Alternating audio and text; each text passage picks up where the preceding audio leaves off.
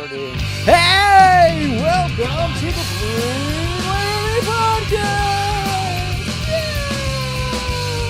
The most exciting 20 minutes of your miserable life. I'm just kidding. I'm excited. We need to talk about exciting stuff like exciting things. I'm excited to talk about how exciting it is. Let's go ahead and get started. Okay. I apologize for that. I don't know what I'm doing. Trying to seem interesting. Hi, welcome to the Blane Laramie podcast. I am your host, Blane Laramie. I'm going to go ahead and start out by thanking Leo Martinez. I saw some kick-ass flyers that he made this morning for a couple of the local shows we've got going on. Let me just go ahead and clue you in if you don't already know. Every Monday night, Ventura at the Keynote Lounge at 8 p.m. We've got the Proving Grounds. Wednesday nights, downtown Ventura at the Hong Kong Inn. We've got the Glory Hole. We've been doing roast battles there. Those are about to come to an end, I believe, tonight. Thursday nights, we've got open mic hosted by Chris Chavez at Doce La Vida in Oxnard in Heritage Square. That starts around 8 o'clock. And is that everybody? Oh, Sundays. Did I mention Sunday? Sunday, we just started, Leo just started a show Sunday at Golden China in Ventura, just off the 101 freeway, right off of a Seaward. It's literally right off the freeway. You see it when you drive by heading northbound towards Santa Barbara. They're going to be doing Sunday nights.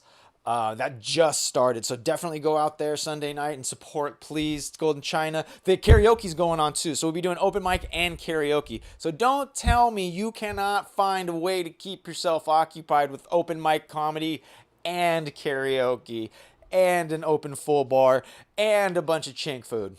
Sorry, that was racist. A bunch of chang food. I'm sorry, I'm a racist. But yeah, come check us out, please.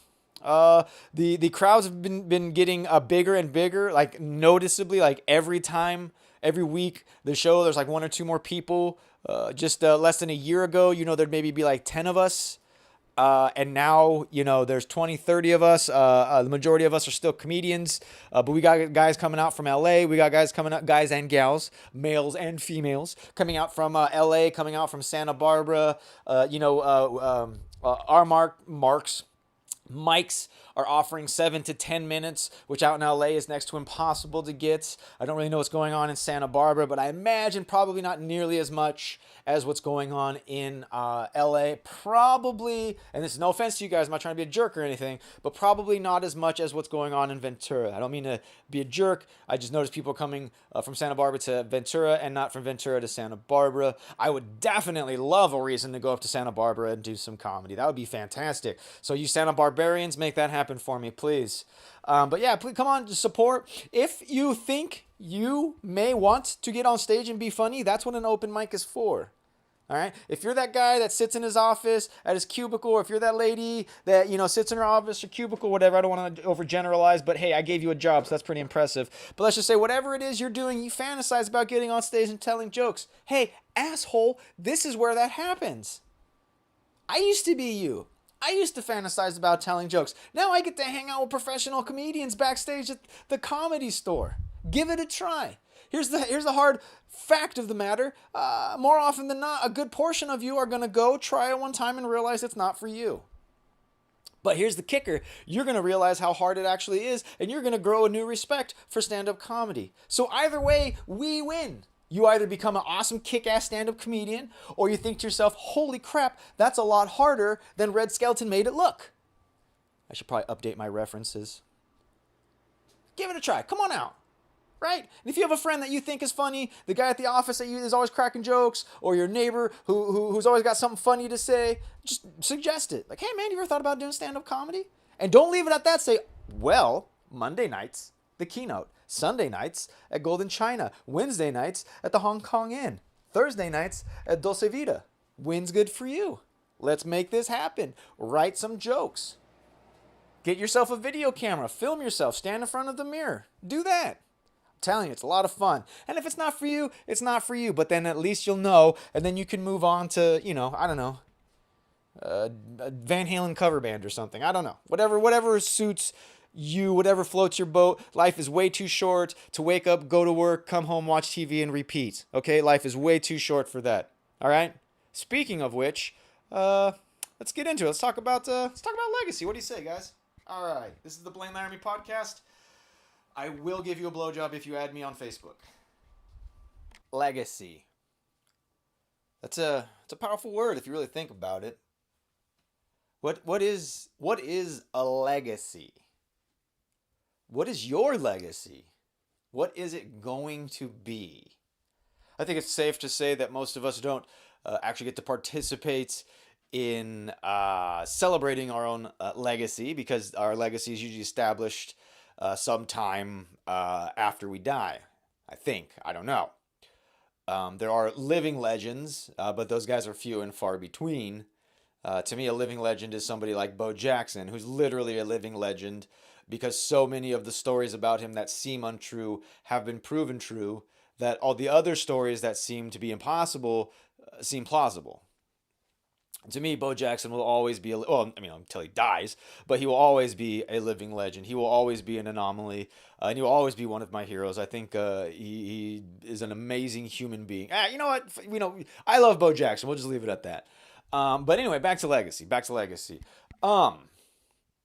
My father passed away a little over a year ago. He passed away in February of 2014. We are in, June of 2015.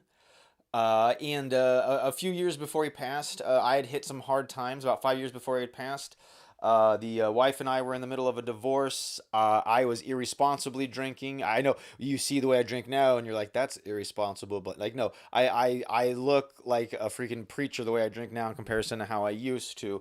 But I was just a hot mess. My dad offered, he's like, "Hey, why don't you come stay with me, get your shit together?" And that just seemed like a good idea at the time. It gave me an opportunity to just kind of exhale and not worry about how to pay rent and just really focus on me. Ironically, that was the beginning of the progress that has helped me become a better and more viable and the type of human being that some people actually want to be around. Believe it or not, I used to be a lot worse than this. But in those months that I spent living with him, in that time, just to put things into perspective, during that time, my ex-wife, she had moved up to Tehachapi. It's about a 2-hour drive from here. To drive to Tehachapi and back from Ventura, you've basically driven to Las Vegas by the time. And I had to do that every week to pick up my kids. She had moved out there. I was living with my dad in Oxnard. I had decided to quit drinking because obviously nothing was really going right in my life, so it didn't seem to make much sense to add alcohol to that. And it was also around the time when I started the process to join the military. So it was a very tumultuous time in my life. It was one of those times where, my mind was open to ideas that weren't created or weren't born of my own fruition. That is to say, I was willing to accept ideas outside of ones that I came up with on my own. And one night, my dad and I were talking. We're sitting around the living room, and he mentioned that word legacy. And he said he wanted me to think about what my legacy is, what it's going to be, because as it stood right then and there, my legacy wasn't really much to brag about. It really wasn't. At that point, my legacy was I can outdrink just about anybody, and I can take a punch. Now, I do want to go on record as saying I can still take a punch, and I can probably outdrink most of you guys. But it was at that point, at that moment, it took a few days for the message to sink in. But it really just kind of helped me have a better understanding of how in control of my life I can actually be. I think a good portion of my problem is I see, for lack of a better way to put it, society and what they have planned for me, and I recoil from that. Because if you think I'm going to be okay with going to work for 40 hours a week for half of my waking hours, to make a tenth of what the guy I'm working for is making off of my work, you are out of your fucking mind. And it has nothing to do with that gentleman who's making money. He established the business. But that's not who I am. I'm the guy who establishes the business. Unfortunately, I didn't have the tools to start my own business. I didn't have the responsibility. I didn't have the financial responsibility. I didn't have the financial fortitude. I was a very angry person. And of course, a lot of that has to do with my upbringing, which unfortunately I only had so much control over that. But the fact of the matter is even if somebody had laid out the perfect plan for me, I would have fucked it up. I would have ruined it. I would have destroyed it. Somebody could have said, here's a business guaranteed to make money. Somebody could have walked up to me and said, here's this idea. It's called Netflix. It's going to make you $1 billion. I would have found a way. I probably would have ended up selling the idea to Blockbuster. That's who you're dealing with here. So yeah, just to put things into perspective, that conversation really changed how I look at life. Because if I was going to create a legacy, then I needed to do exactly that. I needed to create a legacy. I don't want to look back 50 years from now and have people say like, yeah, not only can he drink you under the table and take a punch, but boy, howdy did that guy clock in every morning. Oh, boy. He was supposed to be here 40 hours a week. He was here 40 hours a week. We expected him to work. He worked. When we told him to make phone calls, he made phone calls. I don't want that to be my legacy. I think that's why being a comedian is so important to me, because I love making people laugh. I don't know why. I really don't know why. To me, I think who was it? Somebody had laughter is the shortest distance between two strangers. I forgot. I want to say Oscar Wilde, but I don't think it was Oscar Wilde. But somebody said something to that effect. Laughter is the shortest distance. You can disagree politically. You can disagree religiously. You can disagree fiscally. I can say Hillary and you can say Jeb. But if we see some jackass douchebag trip and fall on the sidewalk, we're both going to laugh. And we're going to have that common ground. Like, hey, you may be a complete idiot, but we both agree that guy's a D-bag and it was funny that he fell. Or whatever, Assuming that the guy, like a hipster-looking type dude. I know I just offended like 90% of my listenership. Sorry, guys. Assuming, of course, there's at least enough of you to garner 90%. By the way, tell your friends about me. Seriously, I'm super lonely and desperate. I will do anything for listenership. But yeah, I want you to think about that. What is your legacy? What's your legacy gonna be? At the end of the day, remember when you were a kid and the teacher would be like, oh, what are you gonna be when you grow up? And everybody would be like, I'm gonna be a ninja and I'm gonna be a doctor. No one ever says like, I'm gonna rotate tires. No one ever says like, I'm gonna be the guy who greets you at Walmart. Like, no one ever says that. And those people exist, those jobs exist. So what happened? What happened? Your legacy was established when you were 8 years old. What happened? You're supposed to be a firefighting ninja. And now you work at a desk surrounded by people whose conversation you'd rather not hear. And what? Oh, because you have a wife and kids? Oh, wow. Whose fault is that? Whose fault is that, buddy? You had a wife and kids? Well, there you go. There's your legacy. There's your legacy. Maybe if your wife is as gentle and sweet and kind as mine was, she'll divorce you. By the way, Melissa, thank you so much for the divorce. You're happier. I'm happier. I think the kids are happier. I seriously, the best gift besides my kids, my ex-wife ever gave me was divorce. I am loving life, right? All my married friends, you're screwed. I can go to Vegas. I can spend half of my time in Las Vegas. There's my legacy, right? No, that's not true. That's a bad example. So yeah, what's your legacy going to be? What is your accomplishment going to be? What's your mark going to be on society? You want to be an artist? Start arting. You want to be a singer? Start singing. You want to be a porn star? Start fucking. What do you want? I go to school full time, kids. Don't forget. All right, I'm not a fucking idiot. I know. I said I go to school full times. Yeah, no, I am an idiot. I go to school full time and then tell you I'm not an idiot. Obviously, if I go to school full time, I'm not that smart, right? That's established. A good portion of going to school is just showing people on a piece of paper that you can conform for years at a time. But the simple fact of the matter is, at least I'm willing to participate in the system enough to hopefully take advantage of it and one day garner an advantage over the system. I'm going to school to be a scientist. I'm going to school to get a bachelor's in science. I'm also already certified in 2 water science programs. I'm certified to clean your poo-poo water, and I'm also certified to make sure your drinking water is free of cryptosporidium. So yeah, get a legacy going. Have a backup plan. If you are married, explain to your wife, baby, or your husband. I know I'm taking a very personal view of this. Same with the ladies, right? You have a husband, you want to be a comedian, you say, husband, I need 2 nights a week to do my comedy. The rest of the time, I'm yours. I need 2 nights a week to go do comedy. I need Mondays at the Keynote Lounge with Anthony Michael Colombo.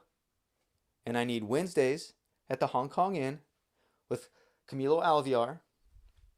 And if they say no to that, then they're dicks and you're an idiot and you shouldn't have married them. But if they say, yeah, that's okay, then you go, okay, baby, thank you, I love you. And then when it comes time for them to go, hey, I want to go to surfing lessons. I don't know. I have no life. I don't know what people do. Then you go, okay, baby, you go to your surfing lesson, or you go do your play, and then boom, oh my God, you guys are encouraging each other, and you're doing what you love, and you're happier, which makes each other happy. You're like, oh my God, this person, like they put effort into wanting to make me happy. Like, holy shit, I gotta buy this woman flowers now, and buy her, or no, make her dinner. Right? That's what romantics would do, make dinner. Yeah. There you go. There's something capitalism will never be romantic. Ever in its life, in its existence, capitalism will never be romantic. Anybody who's turned on by capitalism, you belong in America. All right, well, let me see, where are we at? Oh, Jesus Christ, we're already at almost 12 minutes, and this is all just raw. Hopefully I can edit this down, but I probably won't. But yeah, just think about that. What's your legacy going to be? What is your legacy going to be, right? When we bury you, what are we going to say about you? That you still owe me $20? What are we going to say about you when we bury you? Seriously, think about that. Well, that reminds me. I'm going to leave you with this. I do want to go on record as saying that when I die, I do not give 2/5 of half of a fuck what you guys do. I do not care. I would prefer it if you didn't molest my dead body, but I'll be dead. I don't give a shit. Right? But I do have a couple requests. Okay? If you guys decide that you're going to have a funeral or whatever, first of all, thank you. I appreciate that. It's very flattering. Second of all, don't dress up. Bring beer. And I need somebody to rent a PA under a fake name. And here's why. Because I'm going to give you a list of songs. You are going to play those songs at my burial plots on the PA as loud as it possibly can go. Now, these are going to be hardcore heavy metal songs, so they're going to be very annoying. And what I want you guys to do is play those songs, pour out some beer, and then fucking leave. And go live your life. And go do something. And remember, hey, fuck Blane, I'm still above this motherfucking ground. I'm going to do something today. But leave that music playing. Okay? Leave it. Have somebody else come and go, why is this fucking PA here? Why is this music playing? Why do we have Metallica playing on loop? What in the hell is going on? Oh, that reminds me, the Prince, the cover, the Prince by Metallica, that's one of the songs you guys have to play. Born of Fire by Slayer, that has to be played, okay? And Opiates, what was that last song? Yeah,